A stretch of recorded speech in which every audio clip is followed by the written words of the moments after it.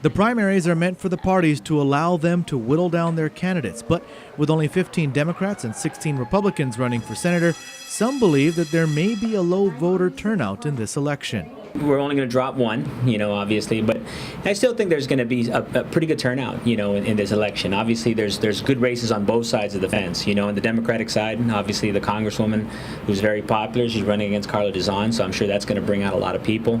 But even on the Republican side, there's a number of big mayoral races in Tamuning and Mamung-Totomaiti, where we have a number of candidates there as well. So we're optimistic that there's going to be a good turnout. Democratic Executive Director Carlo Branch is also optimistic that there's going to be a good turnout, but particularly optimistic that the turnout will be on his side. People like to go where the race is, and the race right now, other than the auditor race, is the Madeline Bordallo-Carla Dizon race.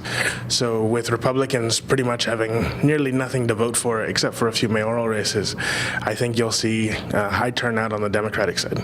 Aside from deciding between Carla Dizon and Madeline Bordallo who will advance to the general, and aside from deciding certain mayoral races, it also allows each party to sort of gauge where their respective senatorial candidates rank. However, Benito believes that the primary numbers, especially for the Republican Party, won't necessarily match general election numbers because voters aren't allowed to cross over, and the Democrats have more registered voters and a big primary race for Congress. Yeah, it's nice to see where our candidates rank, but I think that, I don't think it's really going to gauge who's going to win the overall election.